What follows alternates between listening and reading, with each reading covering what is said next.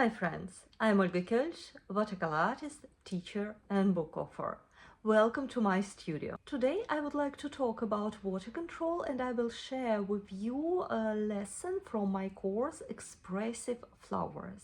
When we talk about water control, we usually talking about right ratio between water in the paper and in the brush. For example, if you paint pretty wet, I will make my mix a little bit more visible so you can see better what I mean. So if you glazed some surface with a lot of water, super watery mix, the water flows everywhere, you have the risk that first of all it will dry unevenly, and secondly it would not allow you to apply a second layer if you paint wet and wet technique. You need to remove petals. You wash your brush and then you dry your brush either with a paper towel or with a piece of fabric, and then you use your brush as a sponge. Once you lift your brush, you need to wash your brush, dry it again, and then repeat. That will help you to remove all these petals. Let's create another wash next to that.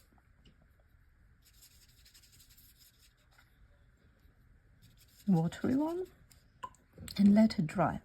So if you would like to paint something over and you grab again some super watery mix, then when you have a lot of water inside your brush, when you have very watery mix on your plate, so basically water is just dripping from your brush, and then you would like to add some details on this surface, for example veins, that usually ends in pretty watery result when everything flows and you kind of lost in what's happening. You can fix usually these things if you wash your brush, dry it with a paper towel, and go around all these unnecessary bleeding fields with the tip of the brush.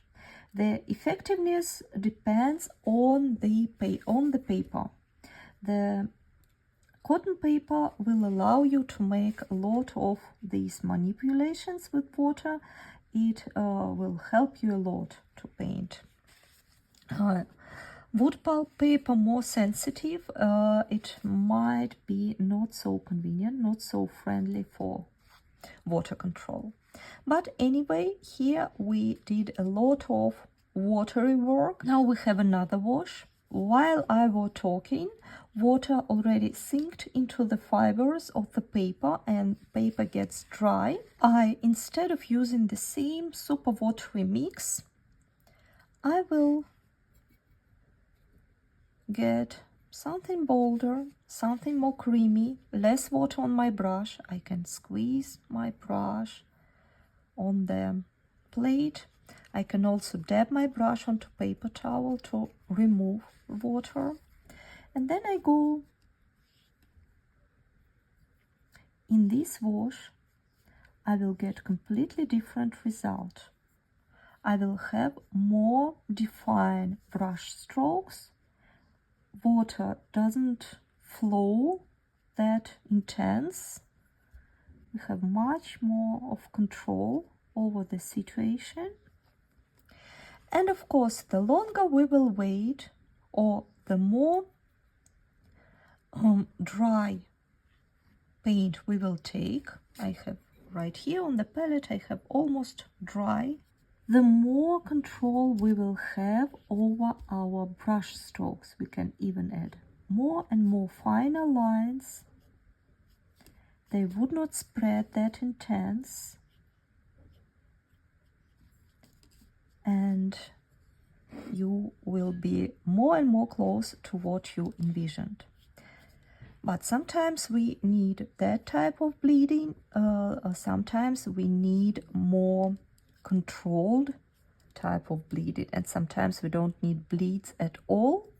And if you would like to paint with very defined brush strokes, you have to wait until your paper is completely dry. A mistake, a very common mistake will be, you notice that you painted something wrong and you would like to repaint it over or correct something, and then your paper is drying already, but you grab some watery mix, so you have more water on your brush than you have on your paper, and you would like to correct something. Let's say you would like to correct this vein, make it darker, and then you try to add super watery mix in almost dry area. First of all, it will start bleeds, and then secondly, it will destroy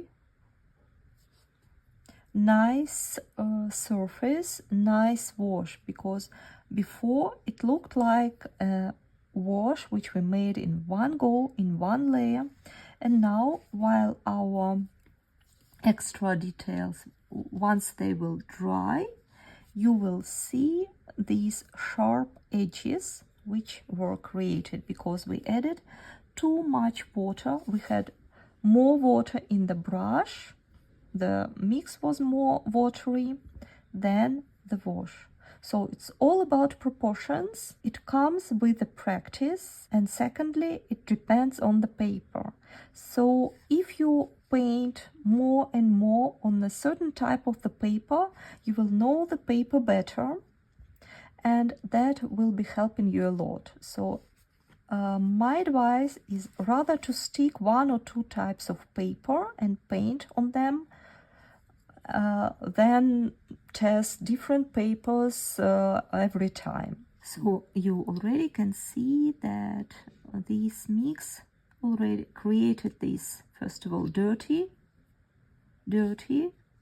borders, because it moved all pigments we had here, brown, green, so they mixed in between, therefore it feels like dirty areas.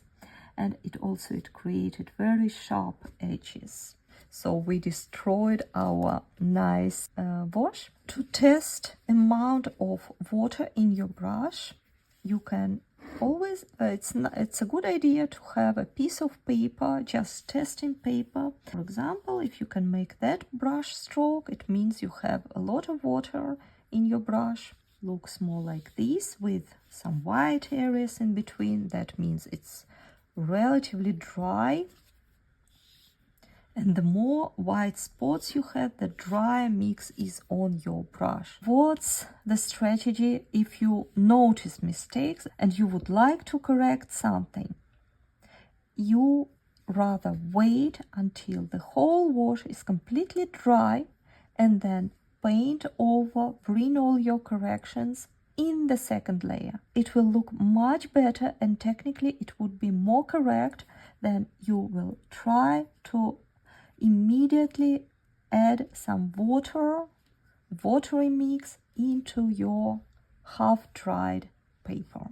If watercolor feels harder than you thought, if you hesitate before starting, worry about mistakes, or don't like the result, you are not alone. I teach watercolor in a calm, clear way, so painting feels enjoyable, not overwhelming. You are welcome to start where it feels right and grow at your own pace. Thank you so much for watching this video. Please let me know in comments what other challenges do you have when you paint with watercolor.